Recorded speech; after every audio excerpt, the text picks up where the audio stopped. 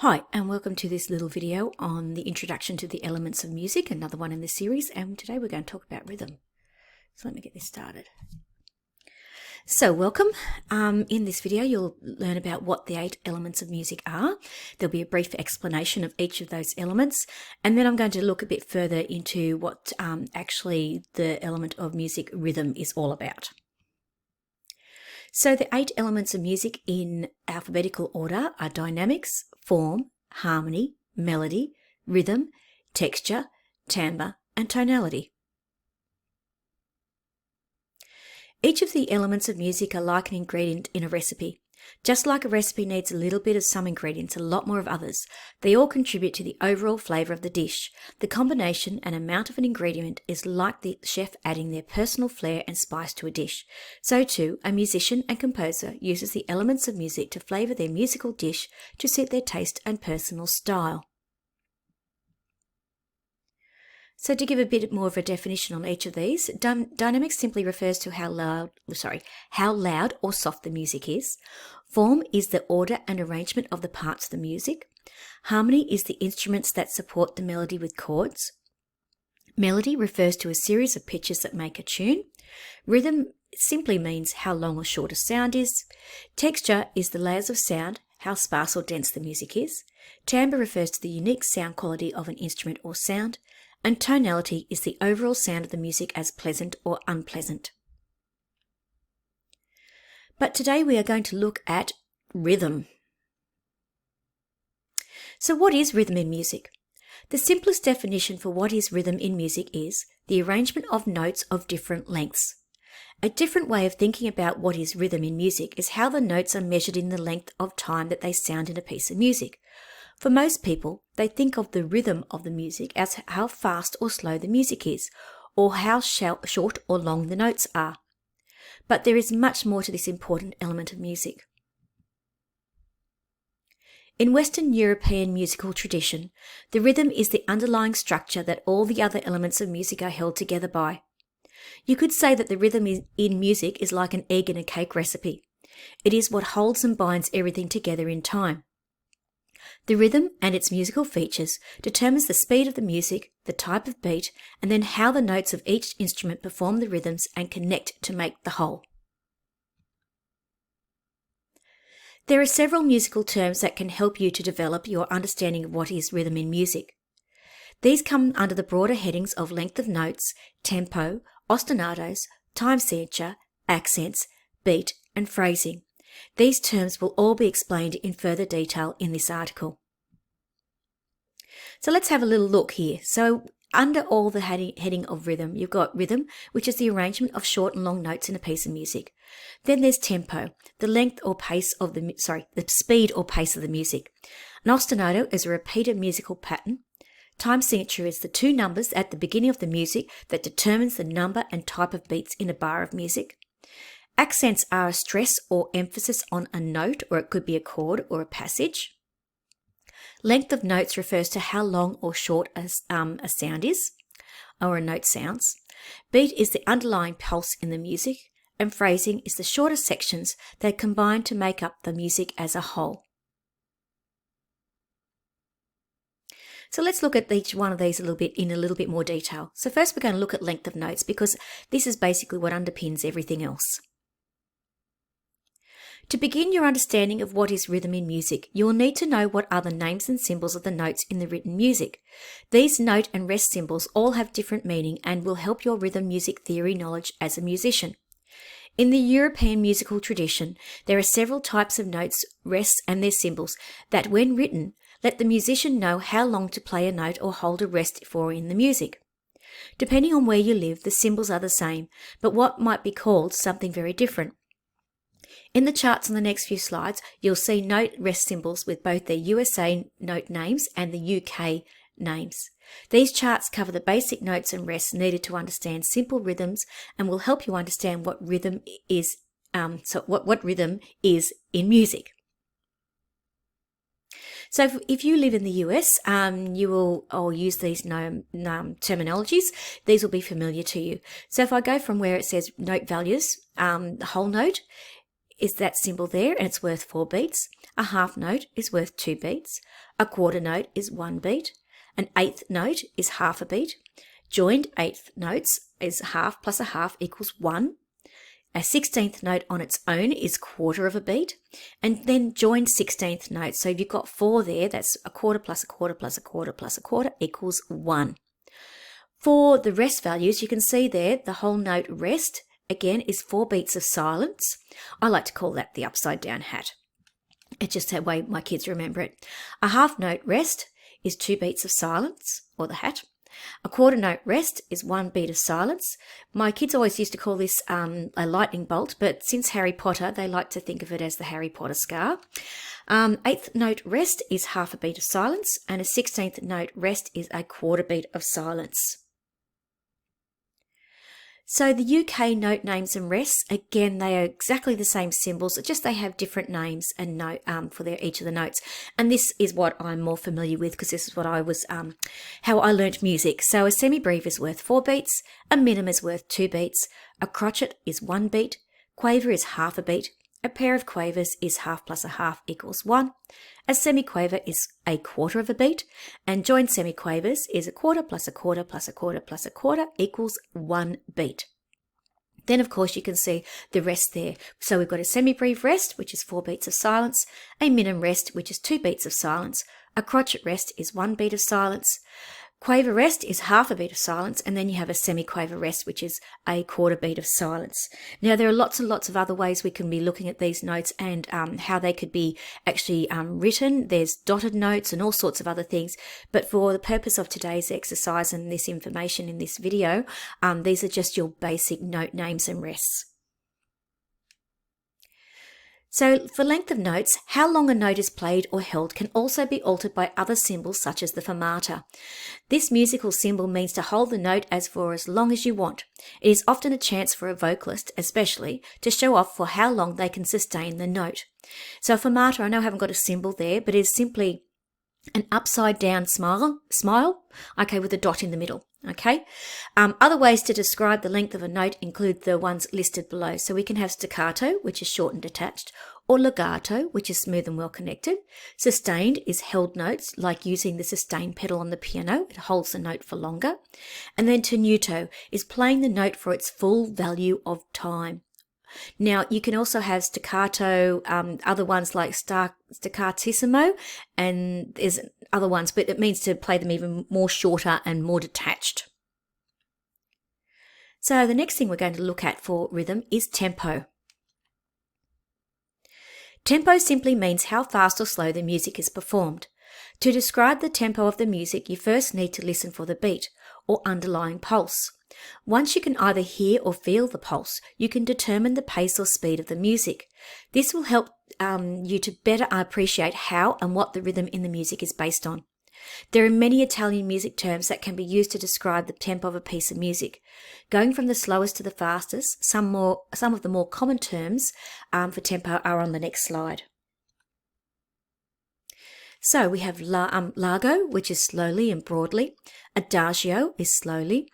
Andante is at a walking pace. Now I'm going to say there, this is quite a slow walking pace because most people would walk at what I would call moderato, which is a medium speed. Allegro is fast. Vivace is fast and lively.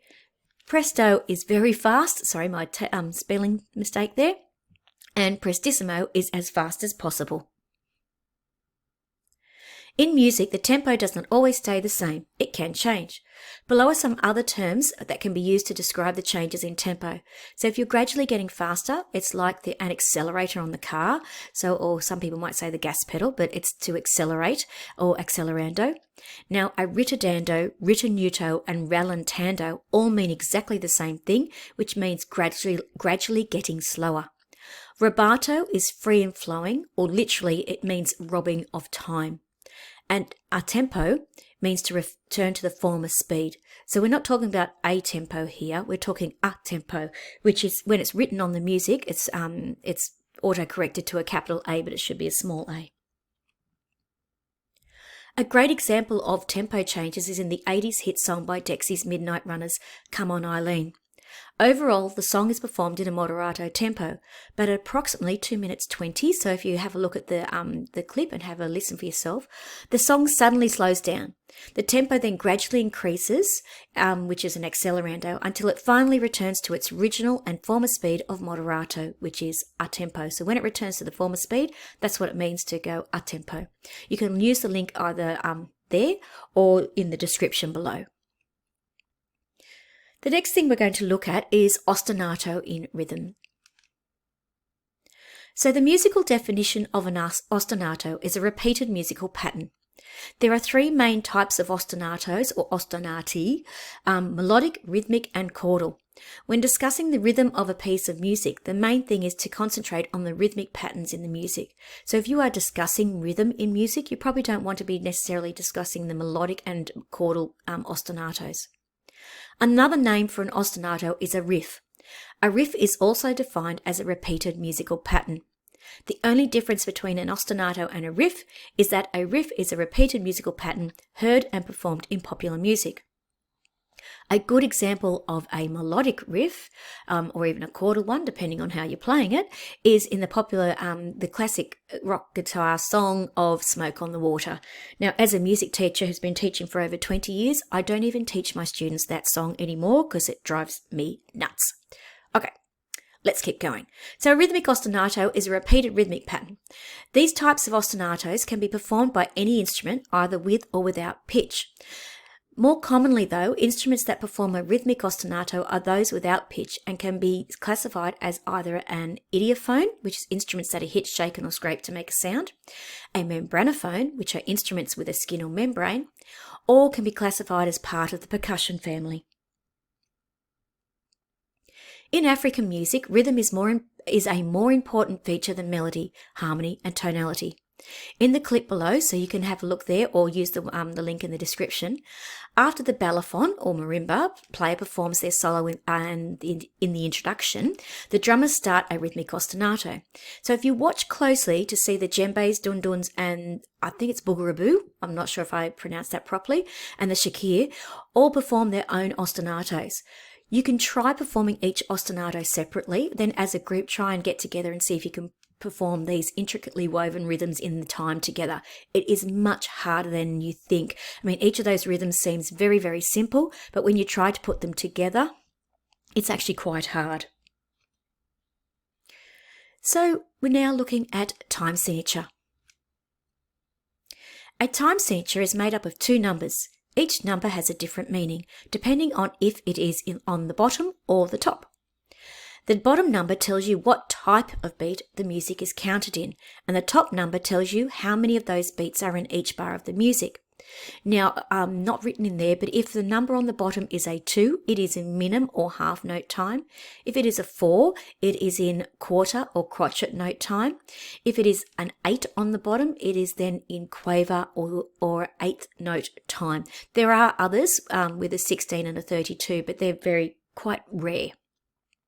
So for example, if the two numbers were both a 4, the bottom number 4 means quarter or crotchet note beats, and the top number 4 means that there are 4 beats in the bar. The definition of this time signature would be 4 quarter or crotchet beats per bar. In the charts below, in the next slide, you can see the most common time signatures and what they mean. There are, as I said, many more.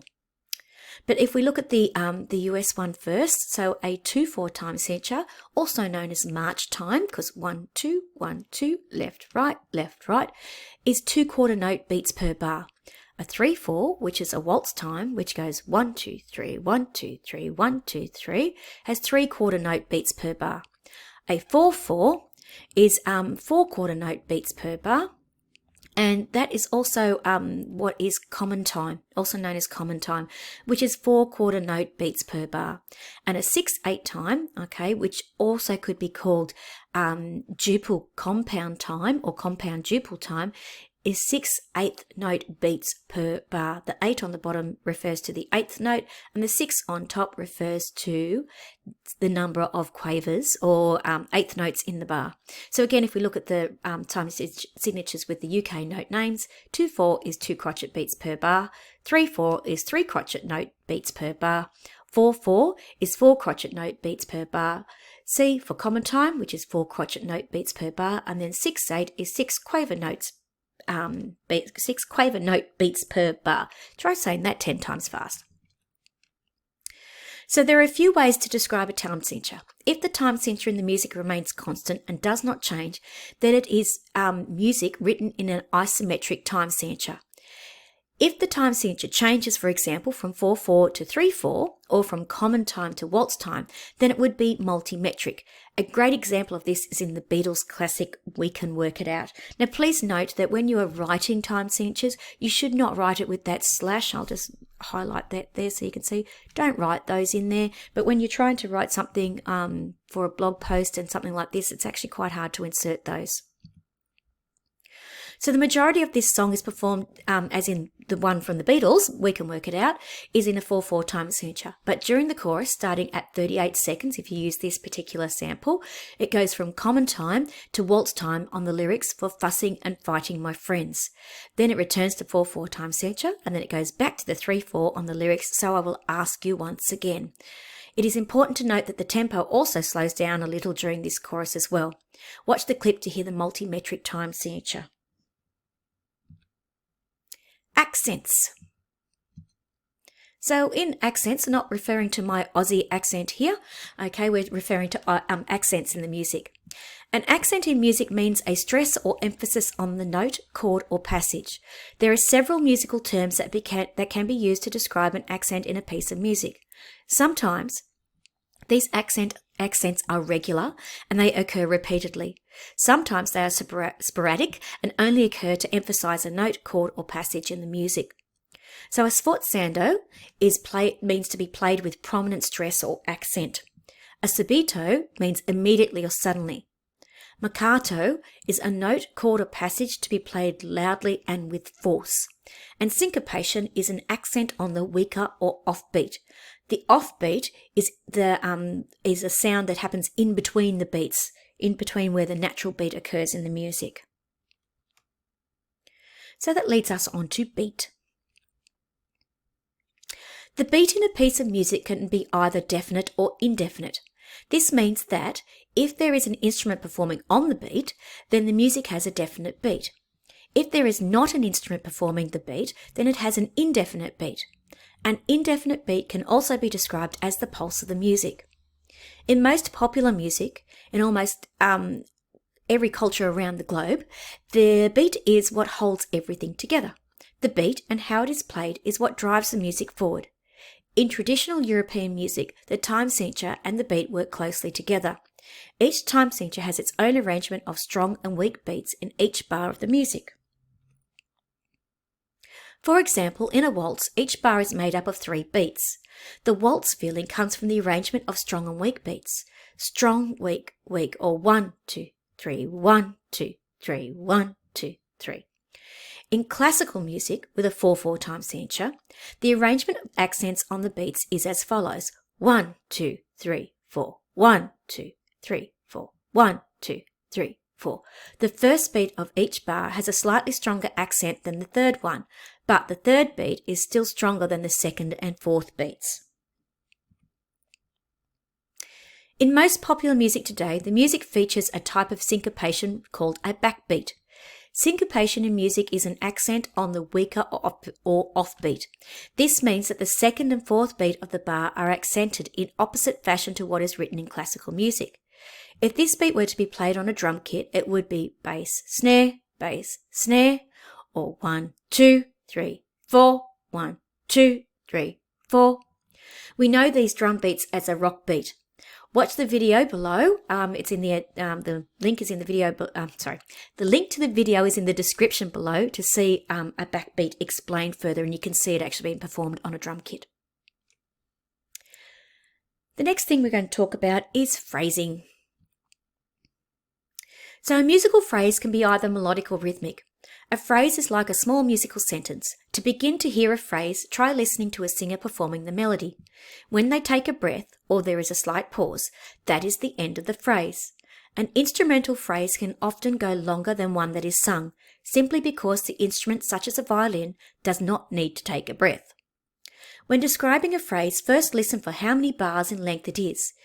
Is it being performed in 2, 3, 4, 5, 6, 7, 8, or any number of bars long?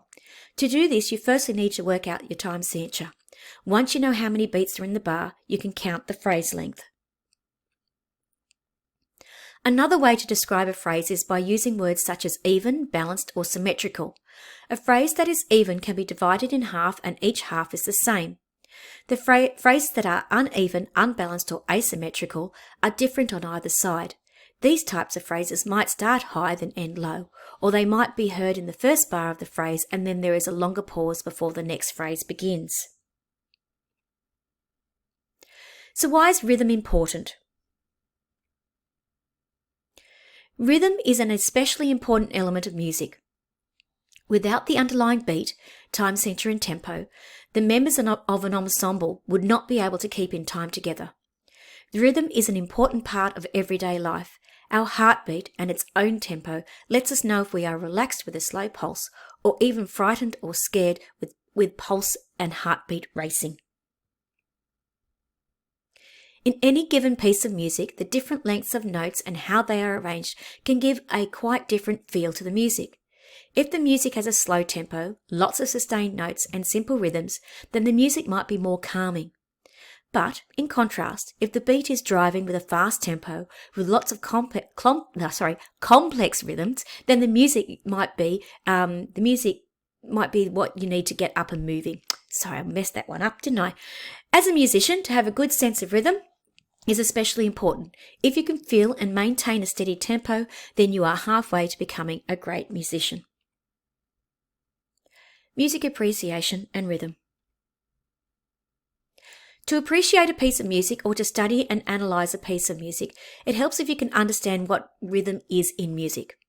The beat, time signature, tempo, and how each instrument interacts and supports these in the music creates a framework for all the elements of music to work their musical magic together.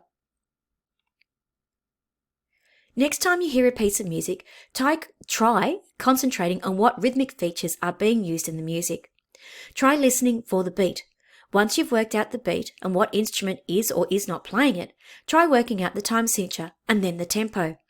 Next, listen for any rhythmic ostinatos. How are they played? What instrument performs them? Does each section of the music have a different treatment of rhythmic patterns? What type of accents are used? Even try to listen to each instrument and try notating their rhythms. As a musician, try, in your next performance, to think about how you can make it more interesting through your treatment and performance of the rhythmic features in the music. Could some parts be slower or faster? Could you have some parts with a definite beat and contrast it with a section with an absence of beat? Or maybe try adding in different accents to the music. Try emphasizing different beats in the bar to give the music a makeover. Remember that the elements of music are like ingredients in a recipe. Sometimes it is a good thing to try something new. You never know, you might like the flavour. If you would like a free set of the Elements of Music listening question cards to begin your music appreciation journey, use the link you can see here, or use the link in the description below. You might even want to check out what resources are ready for you to purchase and download today in my store, Jooya Teaching Resources. Use this link to browse over 500 music class products today, which is Jooya Teaching Resources. Thanks for watching. Don't forget, you can find plenty of music classroom resources ready for you to use over in my Teachers Paid Teachers store. I'm sorry, I'm really stuffing this up today. Anyway, click the link in the description below to find my store, Jooya Teaching Resources. But surely if you Google it, you will certainly find it. Thank you so much for listening, and I hope you've learned something today.